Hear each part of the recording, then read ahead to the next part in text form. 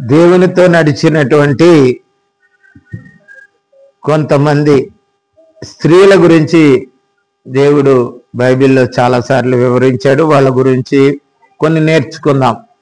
మొదటిది సారా. సారా అనే పేరుకి యువరాణి, రాకుమారి అని అర్థం. కనుక తన సంతానం విషయంలో నేను మరి నా భర్త వృద్ధాప్యంలో ఉన్నప్పుడు, పిల్లలు లేనప్పుడు అసాధ్యమైనది సాధ్యపరిచే దేవుడు నాకున్నాడనే వాగ్దానాన్ని పొంది ఆమె ఈ రోజున మనతో మాట్లాడుతుంది. ఆమె ఏం మాట్లాడుతుందంటే, నాకు ఏది అసాధ్యమో నా భర్త నేను వృద్ధాప్యంలో 100 సంవత్సరాలు ఉన్నప్పుడు మరి నాకు వృద్ధాప్యంలో కూడా సంతానం లేది అని బాధపడి ప్రార్థించినప్పుడు ఆ యొక్క మరి సంతాన ప్రాప్తి దయచేసిన దేవుడు కనుక మీరు కూడా అసాధ్యమైనది సాధ్యపరిచే దేవుడు ఉన్నాడు గనక, వాగ్దానం చేసిన వాడు విస్మరించడు గనక మీరు కూడా ఆ విధంగా ప్రార్థన చేసినట్లయితే మీరు కూడా మరి ఆ ధన్యతను పొందుతారని ఆదికాండం 18వ అధ్యాయం 12-13లో చూడండి. ఆ మాటనంటది,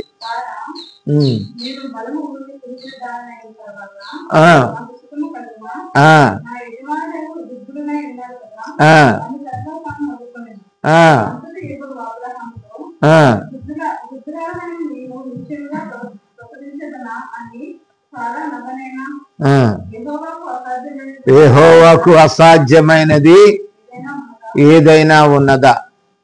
కనుక సారా మనతో మాట్లాడుతుంది. తను దేవుని ద్వారా పొందినటువంటి వాగ్దానం ద్వారా ఈ రోజున నీకు ఏది లేదో అది పొందుతాం.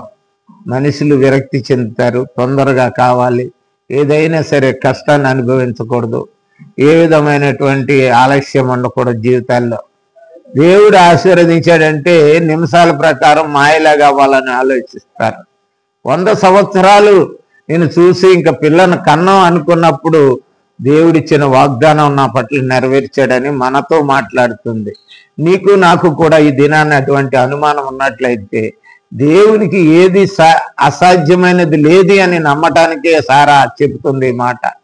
దేవుడు అన్నాడు నాతోను, నాకు అసాధ్యమైనది ఉన్నదా అని దేవుడు అని నాకు 100 సంవత్సరాల్లో గర్భఫలాన్ని ఇస్సాకునిచ్చాడు అని నీతో నాతో ధైర్యపరుస్తూ చెప్తుంది సారా.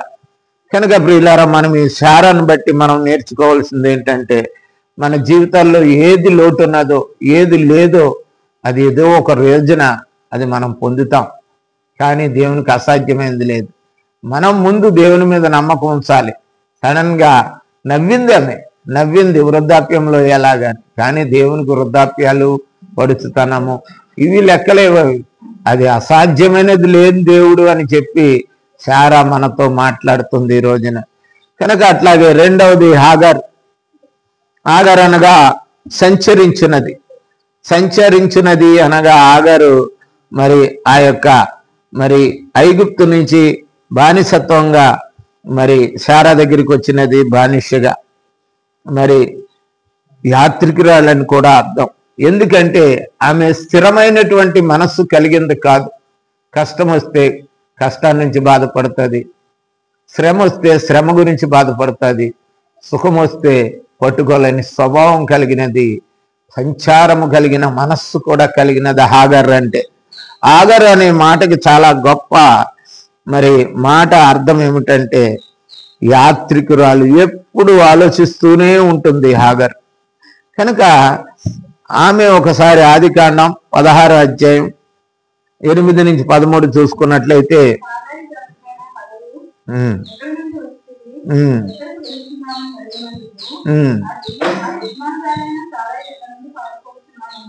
అది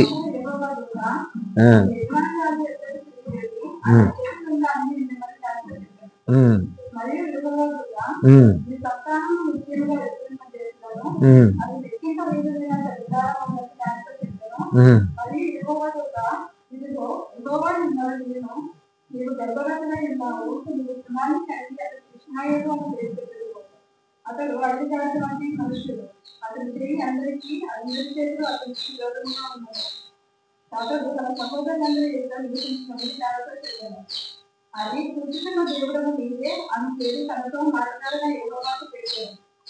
కనుక ఇక్కడ నేర్చుకోవాల్సింది మనం ఏమిటంటే, మరి సారా దగ్గర బానిసగా బయలుదేరినటువంటి, దాసిగా బయలుదేరినటువంటి మరి హాగరు తన బుద్ధిలో మరి భర్తను దొరకలేనప్పుడు భర్తనిచ్చినప్పుడు ఎంతో సంతోషించి భర్తతో సుఖించి గర్భఫల ఆశీర్వాదం పొంది మరి తన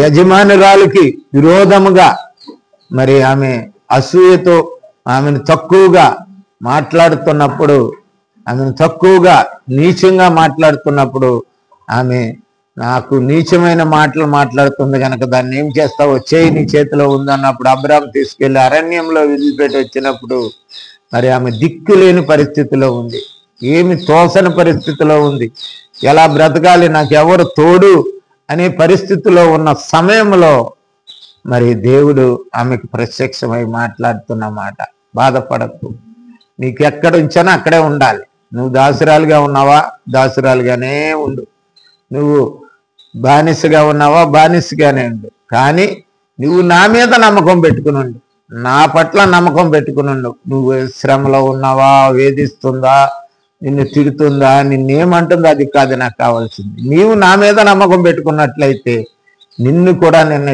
హెచ్చిస్తాను, విధులు పెట్టను. సారా హాగరు ఈ రోజున అంటుంది మనల్ని, నాకు క్లిష్టమైన పరిస్థితి, భర్తనిచ్చింది, భర్త ద్వారానే నన్ను వెళ్ళగొట్టింది, ఈ అరణ్యంలో నాకు నీరు లేదు, తిండి లేదు, మరి ఈ ప్రాంతంలో ఏమి నిలవడానికి ఒక నివాస యోగ్యం కూడా లేని పరిస్థితిలో నేను జీవిస్తున్నాను. ఇటువంటి పరిస్థితిలో నేను కృంగి ఉన్న సమయంలో దేవుని యొక్క ప్రత్యక్షత నాకు కనపడ్డది. దేవుడే నన్ను ఆదుకుని నాకు వాగ్దానం ఇచ్చాడు, ఒకే వాగ్దానం ఇచ్చాడు. ఆయన ఒకటే అన్నాడు, బాధపడకు, నువ్వు వెళ్ళు, నీ యజమానురాలకు లోబడి, అంతే నువ్వు చేయవలసింది, అంతే లోబడి ఉండటమే నీకు కావాల్సింది. నువ్వు దాసిగా ఉన్నావు కనుక నీ యజమానురాలకు లోబడి అక్కడే ఉండు. కనుక నువ్వు గర్భవతివి నాకు తెలుసు కనుక నీ కుమారుడు మరి 8 మంది రాజులను కంటాడు, వాళ్ళ భూలోకాన్ని స్వతంత్రించి చాలా ప్రాంతాన్ని స్వతంత్రించుకుంటారు వాళ్ళు. కనుక నేను నిన్ను, నీ కుటుంబాన్ని, నీ సంతానాన్ని ఆశీర్వదిస్తానని వాగ్దానం ఇచ్చాను. ఈరోజు దేని గురించి బాధపడుతున్నాం మన పిల్లల ఎదుగుదల కోసమా, మన పిల్లల భవిష్యత్తు కోసమా, మన పిల్లలు స్థితిగతుల కోసం బాధపడుతున్నామా? ఎవరు బాధపడి కూడా ఒక తల వెంట్రుక మందం కూడా ఏమి చేసుకోలేరు. దేవుడు ఆశీర్వదిస్తే హాగరు మాట్లాడుతుంది ఈ రోజునే, నేను ఏ దేవుడైతే నన్ను చూశాడో ఆ దేవుణ్ణి నేను చూశాను. కనుక మీరు కూడా ఏ దేవుడైతే మీకు దిక్కై ఉన్నాడో, ఏ దేవుని యందు మీరు విశ్వాసం ఉన్నారో, ఆయన ఒక రోజు నీ శ్రమను, నీ కష్టాన్ని, నీ బాధను, నీకున్న చింతను, నీకున్న పరిస్థితులు చూస్తాడని హాగరు మనకు ఈ రోజున మనతో మాట్లాడుతుంది. కనుక సారా మాట్లాడింది, ఇక్కడ హాగరు కూడా మనతో మాట్లాడుతుంది. నన్ను చూసిన దేవుణ్ణి నేను చూస్తున్నానని. నువ్వే దేవుడి వైపు చూస్తున్నావు, ఎవరి వైపు నీవు చూసి జీవిస్తున్నావు? కనుక ఆ దేవుడు నిన్ను చూస్తాడు, నీ శ్రమను చూస్తాడు, నీ కష్టాన్ని చూస్తాడు, నిన్ను ఆదరిస్తాడు, మర్చిపోకు. మూడవది రాహాబు అంటే విశాలత కలిగింది. విశాల హృదయం కలిగింది. కానీ రాహాబు మాట్లాడుతున్నది మరి ఆమె ఒక వేశ్య. నువ్వే స్థితిలో ఉన్నావు, ఎవరో అని కాదు, పాపులను రక్షించటానికే ప్రభువైన యేసుక్రీస్తు లోకానికి వచ్చాడు. చెడిపోయినటువంటి శ్రమలో ఉన్నటువంటి ఐగుప్తీయులను విడిపించటానికే యెహోవా, నేను నీ దేవుడైన యెహోవానని సెలవిచ్చాడు. ఈ రోజున అటువంటి నమ్మకాన్ని మరి వేశ్య అయినటువంటి ఆ ఎరుకలో ఉన్నటువంటి ఆ పాపపు లోకములో ఉన్నటువంటి ఆ యొక్క రాహాబు కూడా గ్రహించింది. రాహాబు గ్రహించి, ఈ లోకంలో ఎవరో నాకు మేలు చేయలేరు, నా జీవితం ఇలాగే కృంగిపోయి నాశనం అయిపోవలసిందే, నన్ను మార్చగల సమర్థుడు ఎవరంటే యెహోవా దేవుడే. ఆయన కార్యాలు అద్భుతాలు, ఆయన కార్యాలు మరి గొప్పవి అని ఎరిగినటువంటి రాహాబు మనతో ఈ రోజున ఏం మాట్లాడుతుందో యెహోషువ గ్రంథం 2వ అధ్యాయం 1, 3. నూను కుమార్తెయైన ఉమ్, యెహోషువ ఉమ్, రేగులు వారైన ఇద్దరు మనుషులను పిలిపించి, ఉమ్, మీరు పోయి ఉమ్, ఆ దేశమును ఉమ్, నిత్యముగా ఎరుకొని చూడుడని ఉమ్. వారితో చెప్పి ఉమ్, సిద్కిము నుండి వారిని రహస్యముగా పంపెను. ఉమ్. వారు వెళ్ళి రహాబు అను ఒక వేశ్య ఇంట చేరి అక్కడ దిగగా, దేశము రేపు చూచుటకు ఇశ్రాయేలీయుల యొద్ద నుండి మనుషులు దాచివేయ ఇక్కడికి వచ్చిరని ఎరుకో రాజులకు వర్తమానం తెలియదు. కనుక ఇక్కడికి చెప్పుకోవాల్సింది ఏమిటంటే దేవునికి కార్యాలకి ఎవరు కూడా అడ్డు చెప్పడానికి లేదు. ఏదైనా అడ్డు వచ్చినట్టయితే ఆయనకి అడ్డు నిలవదు. ఆయన ఎరుకోయే గొప్ప కోట, భయంకరమైనటువంటి కోట, అది చాలా బలిష్టమైన కోట. మనకు కూడా మన జీవితంలో లోకంలో ఉన్నటువంటి అపవాది మన నిమిత్తం ఏర్పడుతున్నటువంటి ఈ కోట కూడా చాలా బలమైంది. మనము దాన్ని జయించలేం. కనుక యెహోషువ వేగిల వాళ్ళనంటే గూఢచారులను పంపించి అసలు ఎంత బలిష్టమైంది, దాని పరిస్థితి లేదు, ఒకసారి పోయి చూసి రండి అని పంపించినప్పుడు వాళ్ళు డైరెక్ట్ వచ్చి మరి గోడ మీద ఉన్నటువంటి మరి కోట గోడ మీద ఉన్నటువంటి రాహాబు ఇంట్లో దిగారు. వెంటనే రాజు పంపించాడు, చూడు వేగులారు వచ్చినట్టు నాకు మెసేజ్ వచ్చింది చూడండి అంటే పరిగెత్తుకెళ్ళేటప్పటికి ఆమె దాసి, ఆమె యొక్క దేవుని ప్రజలు, వాళ్ళు దేవుడు ఆదుకుంటాడు వాళ్ళని ఎప్పటికైనా దేవుడు వాళ్ళకి జయమిస్తాడనే మెసేజ్ ఆమె ఎరిగింది కనుక ఆ ప్రకారమే వాళ్ళ దాసి మరి ఆమె మరి దేవుని యొక్క మరి గొప్ప ధన్యతను పోయింది. 6 చూడండి, 6వ అధ్యాయం 17వ వచనంలో, ఈ పట్టణము ఉమ్, దీనిలో నున్నది యావత్తు ఉమ్, యెహోవా వలన చెదిరిపోబడింది. ఉమ్, రహాబు అను వేశ్య ఉమ్, మనం పంపిన దూతలను దాచిపెట్టెను గనుక ఉమ్. ఆమె ఆ ఇంటి వారందరూ మాత్రమే బ్రతుకుతుంది. ఆ ఇంటి వారందరూ మాత్రమే బ్రతికెను. కనుక మనకు చెప్తుంది సర్వనాశనం లోకం అయిపోయినా సరే నిన్ను మాత్రము నేను రక్షిస్తానంటున్నాడు. ఆమె స్థానం ఎక్కడో తెలుసా? ఒక వేశ్య. ఆ వేశ్య యొక్క స్థానం ఎక్కడంటే మత్తయి సువార్త 1వ అధ్యాయంలో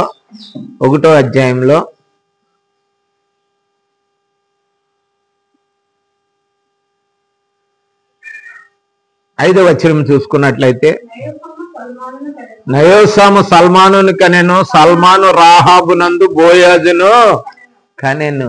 నువ్వెంత ఏమన్నప్పటికీ బోయాజు ఎవరు? యేసు, దావీదు యొక్క తాత. కనుక ఎట్లాగంటే యేసుక్రీస్తు వంశములోనికి వెళ్ళిపోయింది ఆమె సెలవిస్తున్న మాట ఏంటంటే, ఈ రోజున మనతో మాట్లాడుతున్న మాట ఏంటంటే, దేవుని మీద నమ్మకం ఉంచు. ఆయన శక్తిమంతుడు, బలవంతుడు, ఆయనకు అసాధ్యమైన లేవు. కనుక ఆ వేగుల వాళ్ళకి స్థానం ఇచ్చి దాచిపెట్టి ధన్యురాలుగా ఆమె తీర్చబడి యేసుక్రీస్తు మరి జన్మకు కారణమైనటువంటి సల్మానుని చేసుకుని ఆమె బోయాజును కన్నటువంటి గొప్ప ధన్యురాలు అయ్యింది. ఆమె ఈ రోజున మనతో మాట్లాడుతున్న మాట అదే. కనుక నాయన ఎంత చెడ్డదాన్ని అయినా సరే నా స్థితి కాదు కావాల్సింది, నన్ను రక్షించేవాని స్థితిని నేను చూస్తాను. ఆయన నన్ను కాపాడగలడు, ఆయన రక్షించగలడు అనే నమ్మకం నేను ఆయన మీద పెడతాను. నా జీవితం ఎప్పుడు రోత జీవితమే, నా జీవితం ఎప్పుడు పాప జీవితమే, నా బ్రతుకంతా భయంకరమైనదే నాకు తెలుసు. కానీ నన్ను రక్షించగల సమర్థుడు ఆ దేవుడని నమ్మి వాళ్ళని దాచిపెట్టి వాళ్ళని వెనకాల నుంచి పంపించి తర్వాత ఆమె రక్షింపబడి తన కుటుంబాన్ని రక్షించి ఆమె యేసుక్రీస్తు వంశానికి ఒక కారకురాలుగా ఆమె చేయబడ్డది. ప్రియ సహోదరి సహోదరుడా, నువ్వు కూడా జ్ఞాపకం చేసుకో. ఈ రోజున రాహాబు వేశ్య మాట్లాడుతుంది మనకి. మరి దేవుడు వేశ్యను క్షమిస్తాడు కానీ వేషధారుడుగా నువ్వు ఉన్నావేమో, నేను ఉన్నానేమో ఒక్కసారి గమనించు. కానీ కాలక్షేపం క్రైస్తవుడుగాను వేషధారి జీవితం జీవిస్తూ నటిస్తూ ఉన్నావేమో. నీ నటన దేవుని దగ్గర కాదు. నీ హృదయం మంచిదైతే దేవుడు నీకు ఒక స్థానం ఇస్తాడు, నీకు ఉన్నతమైన స్థానానికి తీసుకెళ్తాడు. నీ యొక్క స్థితి మరి నీ హృదయం సరిగ్గా లేకపోతే మరి ఎరుకో నాశనం లాగే నువ్వు నాశనం అయిపోతావు. ఎంత బలమైందైనా ఎంత శక్తివంతమైనా దేవుని వాక్కు ముందు కూలిపోయినటువంటి ఎరుకో గోడలను గుర్తు చేసుకో. నీ జీవితము ఈ రోజున రాహాబ్ మనతో మాట్లాడుతుంది, అలాగే అన్న మాట్లాడుతుంది. అన్న కూడా మరి మనందరికీ తెలుసు, ఎల్కానా యొక్క భార్య, రెండవ భార్య. కానీ వాళ్ళు మరి ప్రతి సంవత్సరము వాళ్ళు మరి రామాకు పోయి దేవుని మందిరానికి పోయి అక్కడ మరి నైవేద్యాలు బలులు అర్పించి ప్రతి సంవత్సరం వస్తారు. పెనిన్నా హన్న అనే ఇద్దరు భార్యలు వాళ్ళిద్దరూ మరి ఉన్నప్పుడు పెనిన్నాకు బిడ్డలు ఉన్నారు, అన్నాకు పిల్లలు లేరు. ఎప్పుడు కూడా తన కించిపరిచి కృంగిపోతుంది. ఎప్పుడు తన ఎదుర ప్రతి దానికి నీకు అర్హత లేదు, నువ్వు గొడ్రాళ్ళు అన్నట్టు కించిపరుస్తుంది. చాలాసార్లు లోకంలో కూడా అట్లాగే అనుకుంటారు, నీకు ఈ అర్హత లేదు, నీకు ఈ పరిస్థితి లేదు, మీరు పవిత్రులు కాదు, నువ్వు పవిత్రురాలు అయితే మంచిదానం అయితే దేవుడు నీకు సంతానం ఇచ్చేవాడు, నీకు సంతానం ఇవ్వలేదంటే నీలో లోపం ఉన్నది అని కించిపరిచే వాళ్ళ సమాజం ఉన్నది. అటువంటి సమాజము మధ్యని జీవిస్తున్నటువంటి అన్న మనతో మాట్లాడుతున్నది ఏమిటో తెలుసా? చూడండి, మొదటి సమూయేలు గ్రంథం 1వ అధ్యాయం 10వ వచనంలో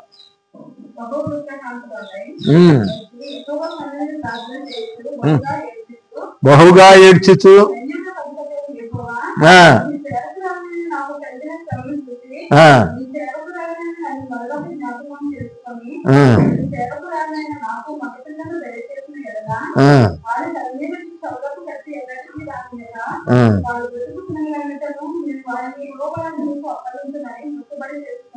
పదిహేడు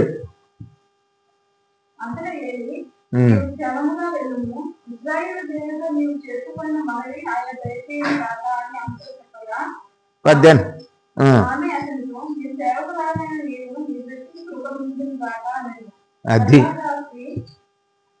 కనుక సంతానం లేక దుఃఖిస్తున్నప్పుడు ఆమె కృంగిన వేళలో మనము కూడా గుర్తు చేసుకోవాల్సింది, అన్న మనతో మాట్లాడుతున్న మాట ఏంటంటే, నేను కృంగిపోయాను, ఇంకా నా బ్రతుకు ఎందుకు, నా జీవితం ఎందుకు, ఇట్లా కృంగిపోయి ఉన్నానే నేను అని దుఃఖిస్తున్న సమయంలో, నా జీవితానికి ఇక ఏ విధమైన సంతోషం ఆనందం లేదు అనుకునే సమయంలో దేవుని మందిరంలో నేను మోకరించి ప్రార్థన చేశాను.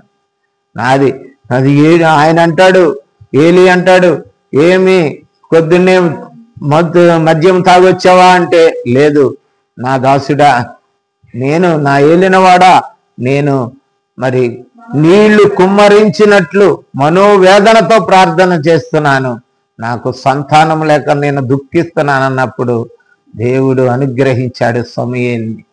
కనుక నీ జీవితంలో ఏదైనా దుఃఖం ఉందా, అది తీరదని నీ జీవితంలో అనుకుంటున్నావా, అది నా వల్ల కాదు, ఇక నాకు కాదు, ఇక నా జీవితం అంతే అని అనుకున్నప్పుడు అన్న చెప్తుంది, దేవుని మందిరానికి పో, ప్రార్థన చేయి, దేవుడు తప్పుకోకుండా నీకు దాన్ని అనుగ్రహిస్తాడు. నాకు అనుగ్రహించాడు దేవుడు, నీకు అనుగ్రహిస్తాడని అన్న మనతో మాట్లాడుతుంది ఈరోజు.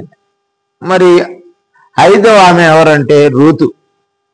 రూతు గురించి కూడా మనం కొద్ది విషయాలు తెలుసు మనకి. రూతు మోయాబురాలు. మరి ఆ యొక్క మరి రూతు గ్రంథంలో చూసినట్లయితే ఆమె తన అత్త అయినటువంటి నయోమి కూడా మరి తన భర్త చనిపోయినప్పుడు మరి వచ్చింది బెత్లెహేముకు వచ్చింది. బెత్లెహేముకు వచ్చే ముందు ఆమె అన్నది, నీ దేవుడే నా దేవుడు, నువ్వుండు స్థలమే నేనుండు స్థలము, నీ ప్రజలే నా ప్రజలు అని ఎంతో మరి వినయముగా విధేయతగా దేవునికి లోబడి మరి అన్యురాలైనటువంటి ఆమె దేవుని మీద నమ్మకం ఉంచి తన అత్తను వెంబడించి మరి ఇక్కడికి వచ్చినప్పుడు ఆమె ఏమీ లేదు. ఆమె జీవితంలో మూడు వారినటువంటి నయోమి యొక్క చేదు జీవితంలో తన కూడా పంచుకోవటానికి వచ్చింది. ఆమె ఆశ ఎవరి మీద తెలుసా? దేవుని మీద.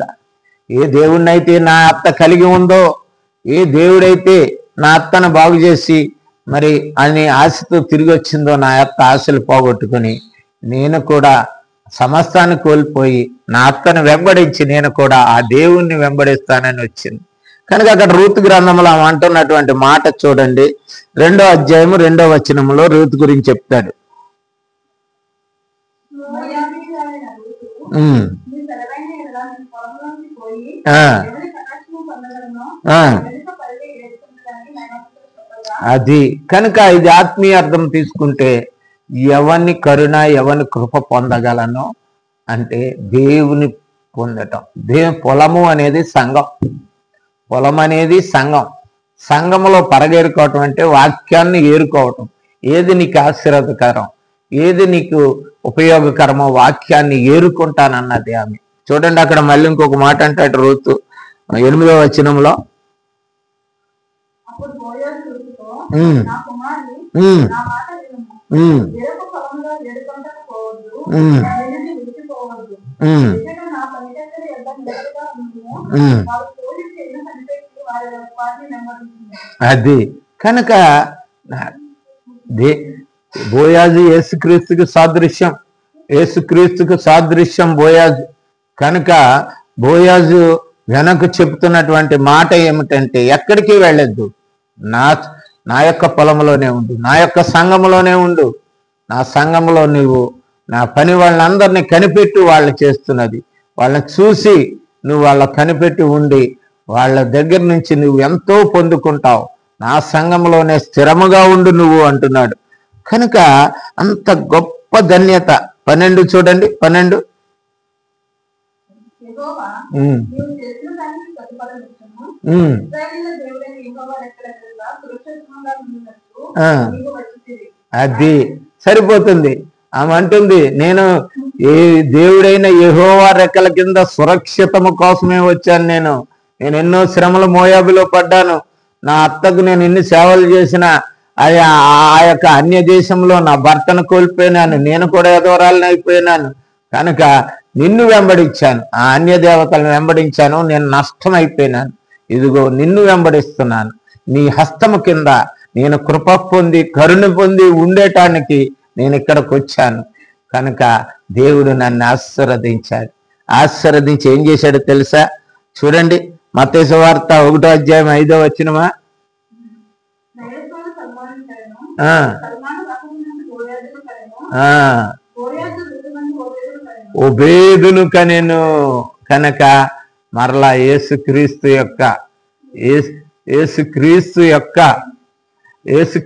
యొక్క సంతానంలో మరి ఆమె కూడా చేరిపోయింది, ఆ వంశంలో చేరిపోయింది.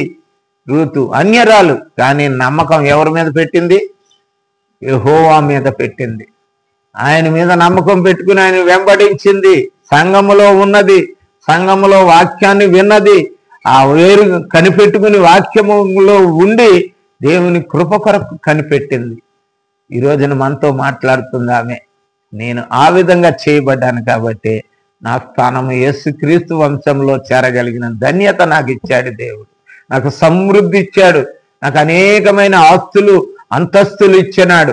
బోయాజు బెత్లెహేములో గొప్ప ధనవంతుడు, ఆ ధనవంతునికి భార్యగా నన్ను చేసినది దేవుడే. కనుక నేను గొప్ప ధనవంతురాలను అయ్యాను, అలాగే ధన్యురాలను కూడా అయ్యాను. యేసుక్రీస్తు జన్మ వంశంలో నన్ను కూడా దేవుడు చేర్చుకున్నాడు. మరి మీ సంగతి ఏమిటి? మీరు ఏ విధంగా ఉన్నారు? ఇంకా బయట లోకంలోనే ఉన్నారా? లేక విడిచి దేవుని వైపు తిరిగి దేవుని పాదాల దగ్గర నేర్చుకోవటానికి, దేవుని సంఘములో ఏరుకోవటానికి, దేవుని సంఘమే మాకు ఆశీర్వాదము, ఆయన పరగే మాకు ఆశీర్వాదం అనే జీవితంలో ఉన్నట్లయితే మీరు కూడా, నేను చెప్తున్నాను ఇది సంగతి అని రూతు మనతో మాట్లాడుతుంది. కనుక 6వది ఎస్తేరు. ఎస్తేరు గురించి అందరికీ తెలుసు. ఎస్తేరు మరి ఒక యూదురాలు. వాళ్ళందరూ కూడా ఆనాడు చెదిరిపోయినటువంటి యూదురాల్లో మొర్దెకై ఒకడు.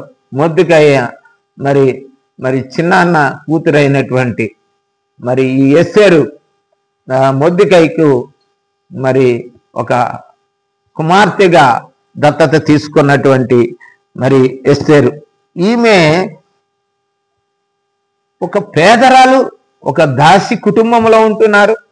అన్యరాజు అయినటువంటి అహరోసు రాజ్యంలో వాళ్ళు ఒక ఎన్నుకోలేని స్థితిలో జీవనాన్ని సాగిస్తున్నటువంటి స్థితిలో మరి ఆమె ఉంటున్నప్పుడు దేవుని మీద ఆమె నమ్మకం ఉన్నది. ఎప్పటికైనా సరే దేవుడు మమ్మల్ని తిరిగి ఆశీర్వదిస్తాడు, మేము పోగొట్టుకున్నటువంటి ఆ ఉన్నతమైనటువంటి స్థితిని దేవుడు మాకు అనుగ్రహిస్తాడు అనే నమ్మకముతో మరి ఎస్తేరు ఉన్నది కనుక. ఎస్తేరు అనగా నక్షత్రము అంటే హెచ్చింపబడుట.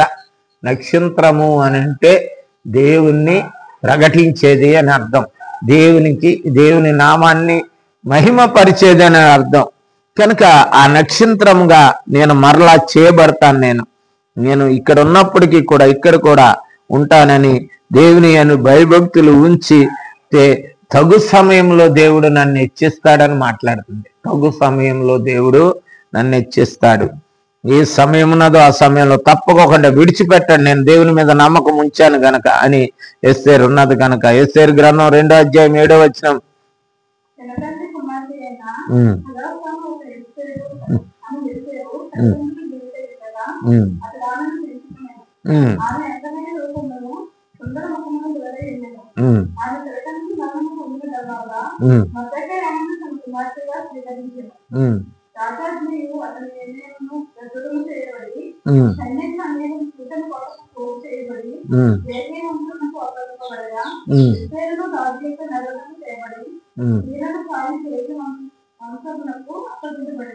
కనుక ఎస్తేరు వష్టిని తిరస్కరించిన తర్వాత రాణికి పట్టపు రాణిగా ఉండటానికి వీల్లేదని ఆమెని డిస్మిస్ చేసిన తర్వాత మరి రాణి కొరకు ఎన్నుకోవటానికి తిరుగుతున్నప్పుడు అందమైన వాళ్ళు ఎవరున్నారో రాజ్యంలో తీసుకురామని అర్సరస్సు అన్నప్పుడు వెంటనే మరి ఈమెను చూసేటప్పుడు ఈమె కూడా ఆ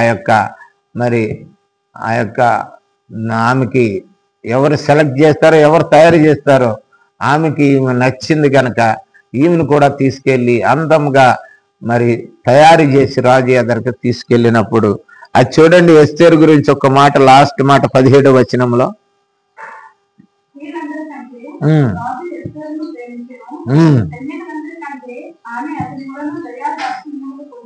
అది కనుక రాజు అయినటువంటి యేసుక్రీస్తు దగ్గర నువ్వే స్థితిలో ఉన్నావు, నువ్వు అందహీనరాలే కావచ్చు, నువ్వు గుణహీనరాలువే కావచ్చు, నువ్వు భక్తిహీనరాలువే కావచ్చు, కానీ దేవుని మీద మాత్రం నమ్మకం పోగొట్టుకోకు. దేవుని మీద నమ్మకం పెట్టుకున్నట్లయితే దేవుడు నిన్ను హెచ్చిస్తాడు, తప్పకుండా హెచ్చిస్తాడు. ఒక సమయంలో మరి ఎస్తేరుని హెచ్చించినటువంటి దేవుడు, ఒక పట్టపు రాణిగా చేసిన దేవుడు, ఆమె కొరకు ఆమె హెచ్చింపబడటమే కాకుండా మహారాణిగా చేయబడటమే కాకుండా తన యూదులకందరికీ మరి స్వతంత్రాన్ని తెచ్చింది ఆమె. ఎస్తేరు నక్షత్రమే అయ్యింది. అనేక మందికి యూదులకు ఒక బలాన్ని, శక్తిని దేవుని ద్వారా సంపాదించగలిగింది. కనుక ఆ ఎస్తేరు మనతో ఈ రోజున మాట్లాడుతుంది. నేను ఎక్కడున్నప్పటికీ కూడా నా దేవుని మీద నేను నమ్మకం పెట్టుకున్నట్లయితే, అందుకే మొర్దెకై కూడా ఎవరికి నమస్కారం చేయడు, నా దేవుడి మీద నమ్మకం ఉన్నది. ఆ కుటుంబం అంతా అంతే. నీ కుటుంబం ఎలాగుంది, నీ పరిస్థితులు ఎలాగున్నాయి. కనుక ఎస్తేరు మనకి ఈ రోజున మాట్లాడుతుంది, తగు సమయంలో దేవుడు నన్ను హెచ్చిస్తాడు, ఒక నక్షత్రములా హెచ్చిస్తాడు. నేను మహారాణిగా చేయబడ్డాను, నా ప్రజలకు గొప్ప ధన్యతను దయచేస్తాను, నేను నక్షత్రమై అనేక మందికి మరి సాక్షిగా ఉంటానని మరి ఎస్తేరు మనతో మాట్లాడుతుంది. తర్వాత ఎలిజబెత్ గురించి మనకు తెలుసు. మరి జకరియా యొక్క భార్య, మరి వాళ్ళ యాజక కుటుంబము, ఆమెకి సంతానం లేదు, భర్త కూడా ముసలుడు అయిపోయినాడు. సంతానం లేని సమయంలో వాళ్ళ దేవుని యందు మాత్రం నమ్మకం పోగొట్టలేదు. వాళ్ళకు ఉన్నటువంటి ధన్యత ఏమిటంటే 1వ అధ్యాయం 5వ వచనంలో చూసినట్లయితే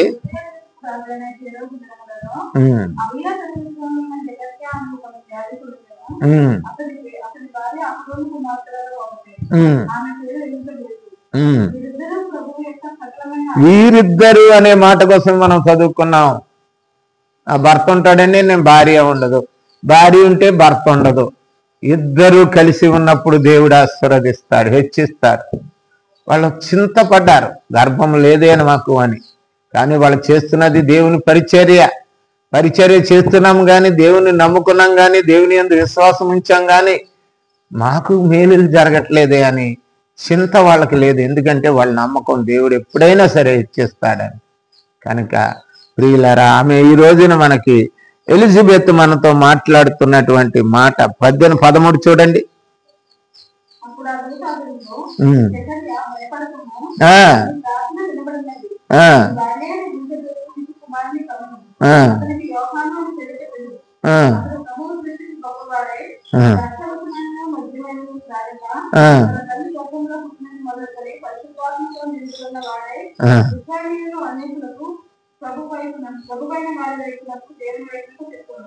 అది నీ ధన్యత ఏంటంటే ఎలిజబెత్ జకర్యాతో చెప్తున్నాడు, గమనించు, నీ కుమారుడి కంటావు, నీ కుమారుడు అనేక మందిని ప్రభు వైపు తిప్పే ఒక సేవకుడిగా చేయబడతాడు. ఒక గొప్ప సేవకుడిగా, మండుచున్నటువంటి దేవుని కొరకు ఆత్మ కలిగినటువంటి మండుచున్న అగ్నిలాగా మరి యోహాను ఉన్న రోజులన్నీ కూడా ఆయన చనిపోక ముందు ఆయన ఒక భయం కలిగింది. రాజులు సహితం వణికారు, ప్రజలు సహితం గజగజలాడారు ఆయన వాక్కి. అంత గొప్ప వ్యక్తిని నువ్వు కంటావు అంటున్నాడు. అక్కడే చూడండి 24-25లో. ఆ దినములైన పిమ్మట ఉమ్, అతని భార్య ఎలిజబెతు గర్భవతి అయి, ఉమ్, మనుషులలో నాకున్న అవమానమును తీసివేయుటకు ప్రదర్శించిన దినములలో ఆ, ప్రభువు విరామ చేసినందుకు పోయి ఉమ్. 5 నెలల శిలకు కంటపడకుండా ఉంది. అది కనుక నాకున్న నిందను పోగొడతాడు. ఏ నింద అయితే నేను అనుభవిస్తున్నాను.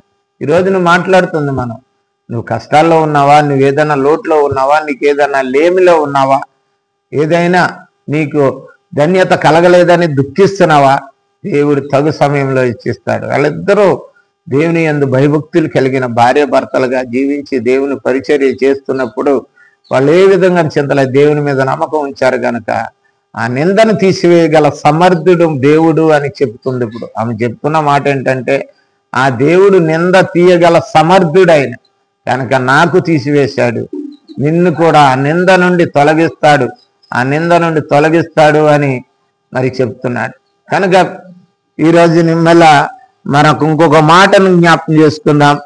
మరి యేసుక్రీస్తు ప్రభువు అయినటువంటి తల్లి యొక్క మరియను గురించి 2 మాటలు జ్ఞాపకం. మరియా అంటే అర్థం ఏంటంటే, అక్కడ ఎలిజబెత్ అంటే దేవుని ప్రయాణము చేయువాడు అని అర్థం. దేవుడు ప్రయాణము చేయువాడు అని అర్థం. దేవుడు ప్రయాణము చేయువాడు అని అర్థం. కనుక ఇక్కడ మరియా అంటే చేదు, తిరుగుబాటు. కనుక మరి తిరుగుబాటు చేసే స్వభావం కలిగి ఉన్నది. ఎందుకంటే ఆమె మరియా భక్తురాలే గాని దేవుని మాటల్లో ఆమెకి మరి తన గృహంలో ఎవరు పెట్టారో చేదు అని పేరు పెట్టారు. చేదు అనగా తిరుగుబాటు చేసేది అని. కానీ ఆమె దేవుని యందు విశ్వాసం ఉంచినటువంటి ఒక మంచి భక్తురాలు, కన్యక. ఆ కన్యకను మరి అయినటువంటి మరియ మనతో మాట్లాడుతున్న లోకాసు వార్త 25లో మనకి ఆ మరియ గురించి చదవవసరం లేదు. ఆమె 29 నుంచి చూసుకున్నట్లయితే 35 వరకు మరి దేవదూత ఆమెను దర్శించి, నువ్వు గర్భము ధరించి మరి పరిశుద్ధాత్మ ద్వారా గర్భం ధరించి బిడ్డను కంటావు. నువ్వు ఆ బిడ్డ మరి సర్వోన్నతమైన దేవుని కుమారుడైన యేసుక్రీస్తు అవుతాడు, ఆయన పరిశుద్ధుడు అని చెప్పి ఆమెకు ధన్యత దయచేశాడు. నా యొక్క స్థితి, నాకు దేవుని మీద ఉన్న నమ్మకమే నన్ను ఒక ఉన్నతమైన స్థానంలో నన్ను ఉంచింది అని చెప్పి ఈ రోజున మరియ కూడా నీతో నాతో మాట్లాడుతుంది. ప్రియ సహోదరి, దేవుని చిత్తానికి లోబడి ఉన్నట్లయితే ఆయన నిన్ను ధన్యురాలుగా చేస్తాడని మాట్లాడుతుంది. దేవుని చిత్తానికి లోబడాలి, అటువంటి చిత్తం మనం చెప్తుంది. కనుక ఇంకొక మాట 9లో మరి ఇంక 2 మాటలు ఉన్నాయి. మరి రక్తస్రావణ గల స్త్రీ 12 సంవత్సరాలు ఆమె అనేక మంది డాక్టర్ల దగ్గరికి వెళ్ళింది.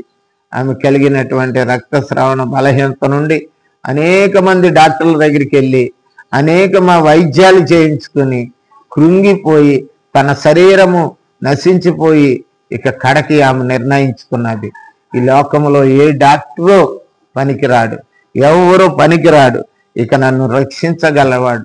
అందరూ చెప్పుకుంటున్నారు కదా ఆ యేసు స్వస్థతాకరుడని, ఆ యేసు అనేక మంది రోగాల్ని బ్రతికించాడని, ఆ యేసే నాకు పరమ వైద్యుడై ఉంటాడు. ఆయన్ని ఎట్లాగైనా సరే ఆయన్ని దర్శించాలని నని ఆశతో తిరుగుతున్న ఎస్తేరు మనతో ఈ రోజున రక్తస్రావణ స్త్రీ మనతో మాట్లాడుతుంది. ప్రియులారా క్షమించండి. మరి ఆ రక్తస్రావణ స్త్రీ, నాకు కలిగిన బలహీనతలో అందరు వైద్యులు విఫలయ్యారు కానీ ప్రభువు విఫలము కాలేదు, నన్ను స్వస్థపరిచాడని మాట్లాడుతుంది. అందరూ విఫలైపోయారు. 12 సంవత్సరాల నుంచి అంటే ఎంతమంది దగ్గరికి వెళ్ళి ఉంటుందో అంతమంది విఫలైపోయారు కానీ నా ప్రభు అయినటువంటి యేసుక్రీస్తు విఫలుడు కాలేడు. ఆయన నన్ను స్వస్థపరిచాడు కనుక నిన్ను కూడా స్వస్థపరుస్తాడు, నిన్ను కూడా బాగు చేస్తాడు. కనుక నీ బలహీనతలో వైద్యుడి కంటే పరమ వైద్యుడైన యేసుక్రీస్తు మాత్రమే నిన్ను స్వస్థపరిచాడని నమ్మకం ఉంచుకో. మత్తయి సువార్త 9వ అధ్యాయం 20 నుంచి 22 వరకు చూసినట్లయితే, ఆ సమయమున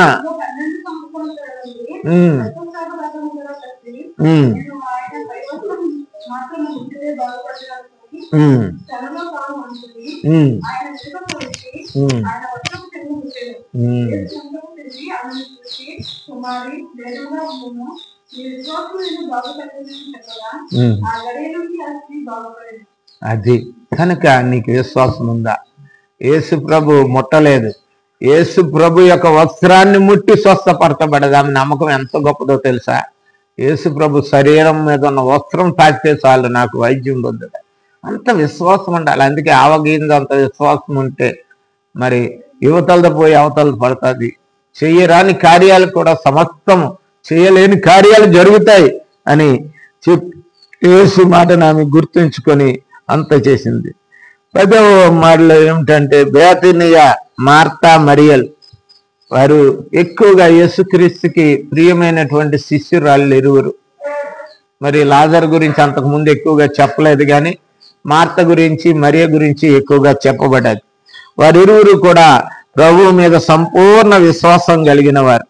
ఆ బేతనియా గ్రామము యెరూషలేముకి మరి దగ్గరలో ఉన్నటువంటి గ్రామం. ఆ గ్రామానికి యేసు ప్రభు మరి యెరూషలేముకి వెళ్ళినప్పుడల్లా బేతనియాను మరియా మార్తల ఇంట్లో విశ్రాంతి తీసుకుని అక్కడ వారితో ఆతిథ్యం తీసుకుని వెళ్ళేవాడు.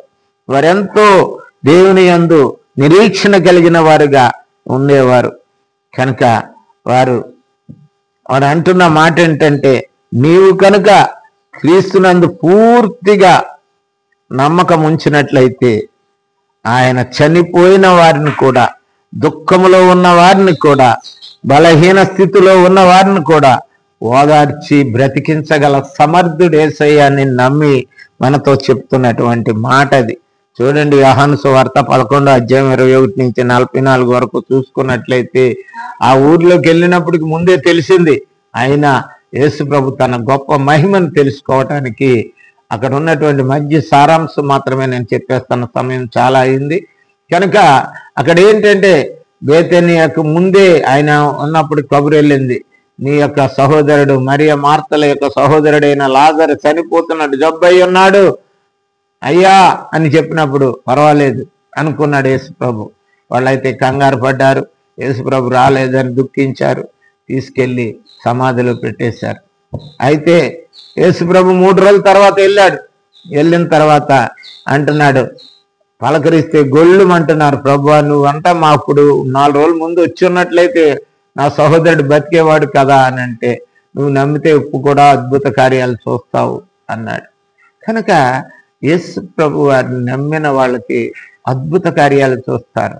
ఒక రోజుని పునరుద్ధానంలో బతుకుతాడు నా సహోదరుడు అని అనలేదు, ఇప్పుడు బతుకుతాడు, నువ్వు నమ్ముతున్నావా, ఇప్పుడే అద్భుతం చూస్తావు.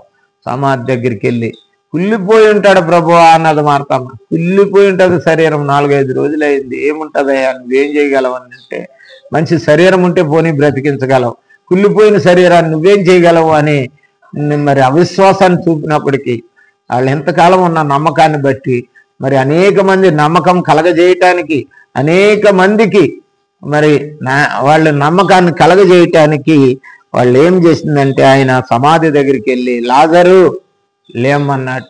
లేచి ఆయన కట్లిప్పి మరి ఆ రాయిని తొలగించమన్నాడు. నీ జీవితంలో అడ్డుగా ఉన్న రాయిని తొలగించుకోవాలి ముందు.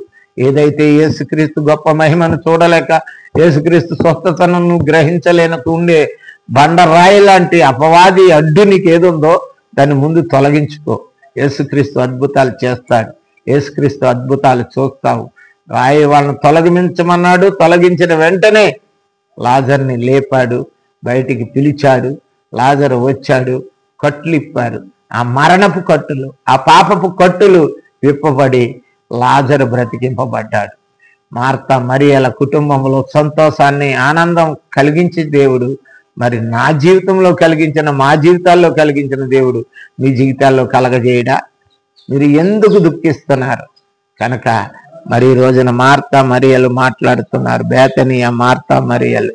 కనుక ఆఖరి ఆమె మరి దొర్క అనగా లేడీ అని అర్థం, దొర్క అనగా లేడీ అని అర్థం. కనుక ఈమె ఒక శిష్యురాలు, ఒక విశ్వాసురాలు. ఈమె అపోస్తుల కార్యంలో 9వ అధ్యాయం 36, 39లో చూసినట్లయితే ఆమె రెండో పేరు ఏంటంటే తబిత.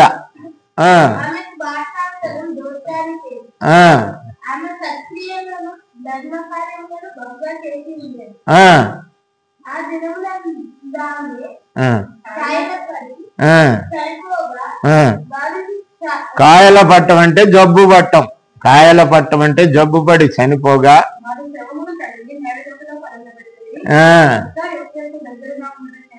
స్నానం చేయించేశారు, శవానికి అంతా చేశారు, మేత గదిలో పెట్టారు.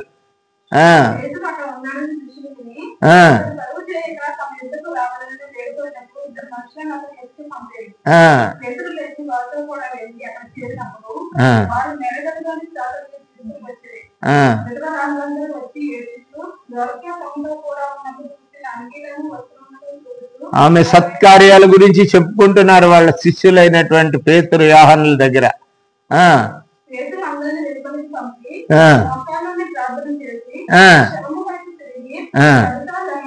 లేమనగా అది గమనించాలి. మనం ప్రార్థన చేసినప్పుడు చచ్చిపోవడం అంటే శారీరకంగా చచ్చిపోకపోయినోళ్ళు లేపలేవు, నువ్వు నేను లేపలేను, కానీ మన ప్రార్థన లేపలేదు. కానీ ఆత్మీయంగా చచ్చిపోయిన వాళ్ళు బోల్డ్ మంది ఉంటారు. అసలు ఆత్మనే కోల్పోయిన వాళ్ళు, ఆత్మ లేని వాళ్ళు, దేవునిలో జీవించలేని వాళ్ళు, దౌర్భాగ్యులు అనేక మంది ఉంటారు. వాళ్ళని లేపగల సమర్థత నీ ప్రార్థనలో ఉంది.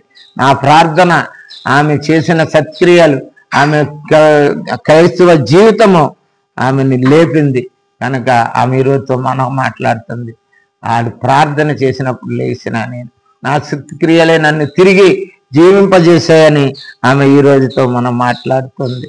కనుక దేవునిలో నడిచిన కొందరు స్త్రీలు దేవుని విషయమై మనకి ఎలాగా దేవుడు వాగ్దానం చేసి నెరవేర్చాడో, ఎలాగా ఆయన యందు నమ్మకం, విశ్వాసం ఉంచిన వారిని లేపి వారి జీవితాల్లో సంతోషాన్ని, సమాధానాన్ని, నెమ్మదిని, సమృద్ధిని, జీవాన్ని పంచిపెట్టాడో ఒక్కసారి మనము ఈ యొక్క 11 మంది, చారా, ఆగరు, రాహాబు, అన్న, రూతు, ఎస్తేరు,